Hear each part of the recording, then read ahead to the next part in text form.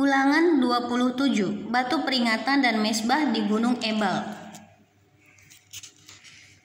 Lagi Musa dan para tua-tua Israel memerintahkan kepada bangsa itu, berpeganglah pada segenap perintah yang kusampaikan kepadamu pada hari ini. Dan pada hari kamu menyeberangi sungai Yordan ke negeri yang diberikan kepadamu oleh Tuhan Allahmu, maka haruslah engkau menegakkan batu-batu besar dan mengapurnya. Lalu pada batu itu haruslah kau tuliskan segala perkataan hukum Taurat ini, sesudah engkau menyeberang, supaya engkau masuk ke negeri yang diberikan kepadamu oleh Tuhan Allahmu, suatu negeri yang berlimpah-limpah susu dan madunya, seperti yang dijanjikan kepadamu oleh Tuhan Allah nenek moyangmu. Dan sesudah kamu menyeberangi sungai Yordan, maka haruslah batu-batu itu yang telah kuperintahkan kepadamu pada hari ini, kamu tegakkan di Gunung Ebal dan kau kapuri. Juga haruslah kau dirikan di sana mezbah bagi Tuhan Allahmu, suatu mezbah dari batu yang tidak boleh kau olah dengan perkakas besi. Dari batu yang tidak dipahat, haruslah kau dirikan mezbah Tuhan Allahmu itu, dan di atasnya haruslah kau persembahkan korban bakaran kepada Tuhan Allahmu. Juga haruslah engkau mempersembahkan korban keselamatan, memakannya di sana dan bersukaria di hadapan Tuhan Allahmu.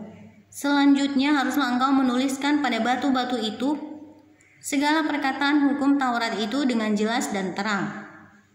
Juga berbicaralah Musa dan imam-imam orang Lewi kepada seluruh orang Israel.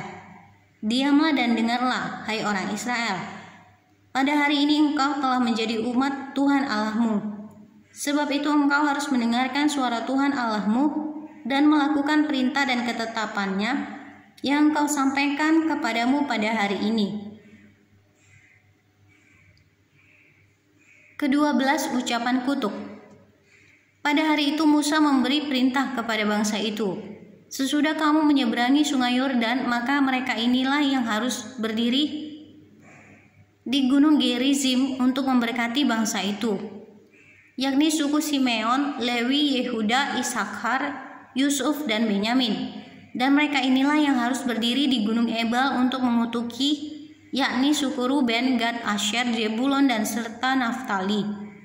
Maka haruslah orang-orang Lewi mulai berbicara dan mengatakan kepada seluruh orang Israel dengan suara nyaring, terkutuklah orang yang membuat patung pahatan atau patung tuangan, suatu kekejian bagi Tuhan, buatan tangan seorang tukang, dan yang mendirikannya dengan tersembunyi. Dan seluruh bangsa itu haruslah menjawab, amin. Terkutuklah orang yang memandang rendah ibu dan bapaknya, dan seluruh bangsa itu haruslah berkata, amin. Terkutuklah orang yang menggeser batas tanah sesamanya manusia, dan seluruh bangsa itu haruslah berkata, amin. Terkutuklah orang yang membawa seorang buta ke jalan yang sesat, dan seluruh bangsa itu haruslah berkata, amin.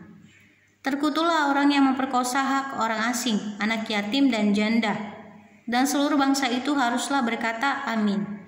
Terkutuklah orang yang tidur dengan istri ayahnya, sebab ia telah menyingkapkan puncak kain ayahnya, dan seluruh bangsa itu haruslah berkata, amin.